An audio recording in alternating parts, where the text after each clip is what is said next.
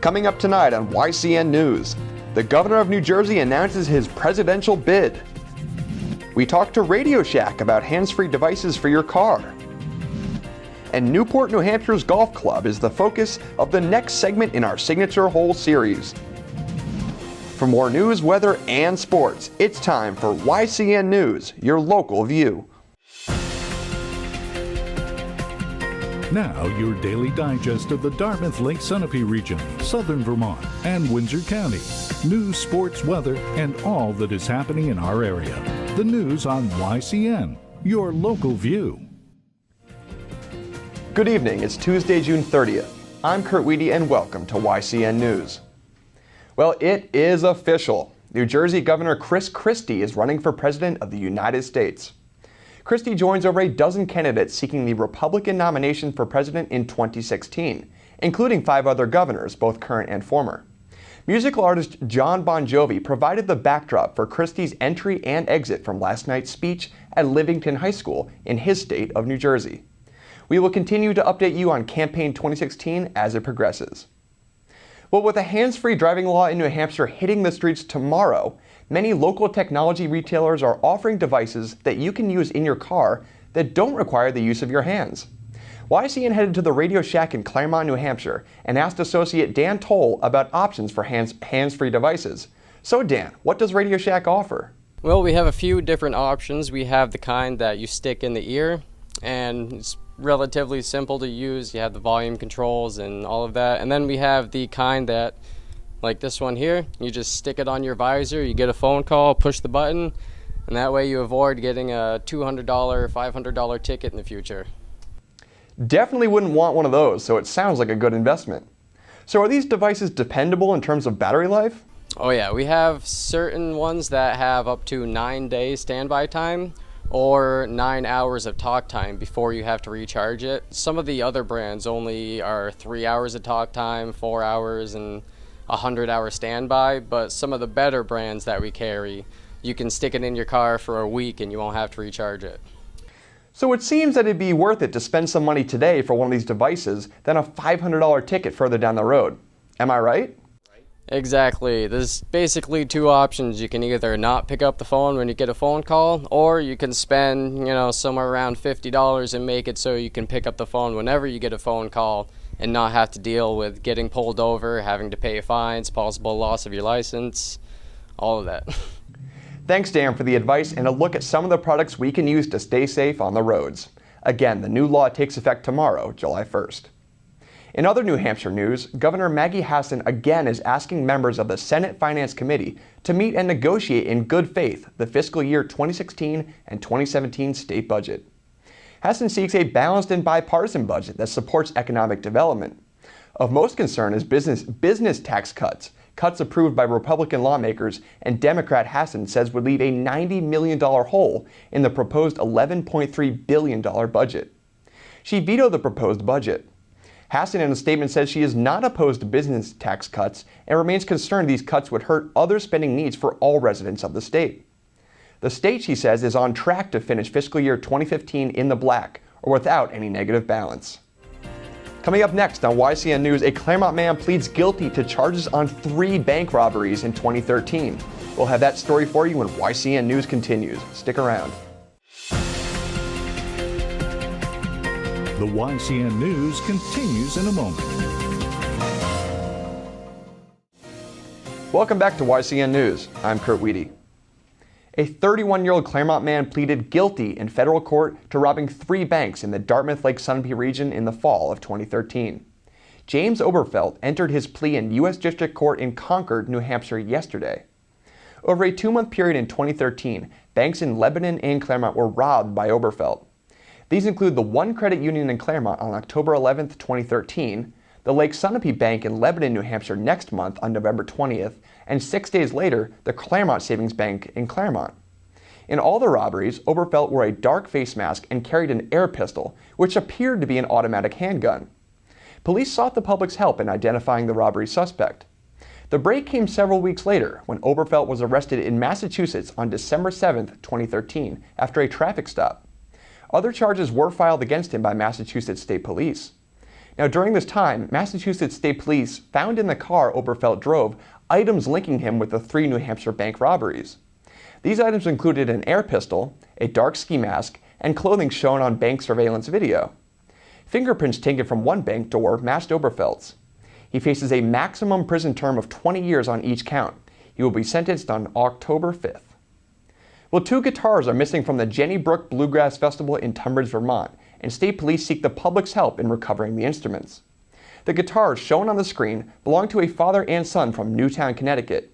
Richard Brodsky and his 13-year-old son entertained guests over last weekend at the Bluegrass Festival playing the guitars. After the concert, the stringed instruments were placed in a car. Early Sunday morning, both guitars were missing from the vehicle. The guitars are a 2007 Santa Cruz Tony Ray model and a 2001 McKenna Dobro-style resonator guitar. Anyone with information is asked to contact Trooper Christopher Blaze at the Royalton, Vermont State Police Barracks at 802-234-9933. Well, turning to other political news, Democratic candidate for president in 2016, Hillary Rodham Clinton, may be campaigning in New Hampshire over the holiday weekend. If plans go through, she may visit Hanover, Glen, and Gorham, New Hampshire. Well, after the break on YCN News, River Valley Chronicle host Elizabeth Durazio spoke with Kenneth Gould of Old Patriot Title and Gould & Gould Law Offices. We'll have that interview for you when YCN News continues. The YCN News continues in a moment. Welcome back to YCN News. I'm Mike Pizzone. Well, it was nice seeing that sun back out there today, but it looks like we'll have to overcome a wet Wednesday before we see any more. Clouds will begin to increase over the early evening hours tonight, bringing with them a 40% chance of thunderstorms and temperatures in the low 60s. Things will warm right back up to around 73 tomorrow, but there's a 70% chance for heavy showers until about 1 p.m. Temperatures will bottom out at around 58 tomorrow evening, with scattered showers likely throughout the night and winds of up to 5 miles per hour. The sun will make its way back out Thursday, though, with mostly sunny skies and a high of 77 during the day, before falling to a low of about 55 Thursday evening. Now let's take a look at our community calendar to see what's happening in the region. The Charlestown VFW Post Hall on Lovers Lane Road in Charlestown, New Hampshire will hold its weekly bingo night tomorrow beginning at 6:30 p.m. Food and soft drinks will be available, and the event is the primary fundraiser for scholarships and other community donations. The Claremont Farmers Market will be held Thursday from 4 to 7 p.m. at the Broad Street Park in Claremont, New Hampshire. A variety of local vendors will be on hand offering meats, eggs, vegetables, and much more. The market will be held rain or shine and also feature live music. The Richards Free Library on North Main Street in Newport, New Hampshire is hosting a green cleaning workshop on Thursday from 6 to 7:15 p.m. The workshop will focus on which cleaners to avoid, how to make non-toxic cleaners, and much more. Visit the website on the screen to find out more. Last week we brought you the first segment in our multi-part series highlighting the signature hole on local golf courses. Today we'll unveil part 2 of the series, where we travel to the Newport Golf Club in Newport, New Hampshire to play the scenic par 3 4th hole.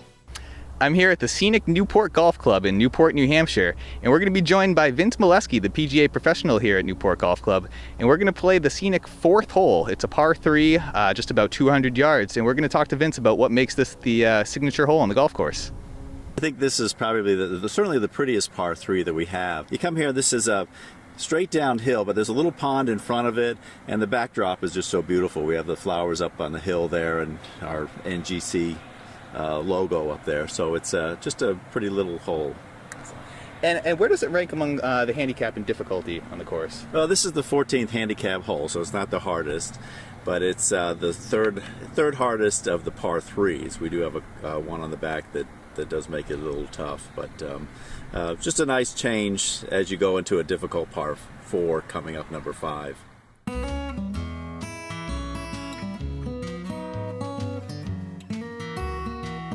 Vince took aim first, and like the professional he is, he had no trouble landing his ball right smack in the middle of the green with a nice gentle 8-iron. I needed just a little more club to reach the green from 179 yards out, and though my 7-iron gave me the perfect amount of distance, I ended up just to the right of the green, only a few feet from the fringe. I had a tricky little chip for my second shot with a pretty large slope just beyond the hole, and while I was initially happy with my line, thinking I may hit the pin and drop in, my ball rolled well past the hole, leaving me a good 12-foot putt back up the hill. From there, I marked my ball to give Vince a clear look at his birdie chance, but the greens were a little quicker than anticipated, leaving him a tricky putt back down the hill from about 6 feet away.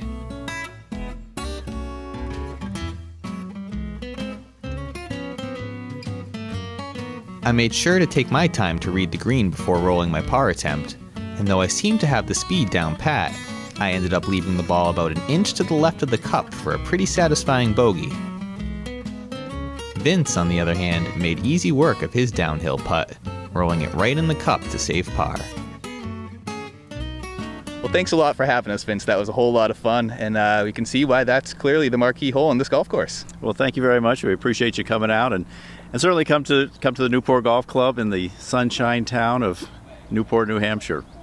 And to find out more information on how to book a tee time or more information on the course, you can visit the website on the screen. Be sure to tune in next week when we bring you part 3 of the series from beautiful Lake Sunapee Country Club.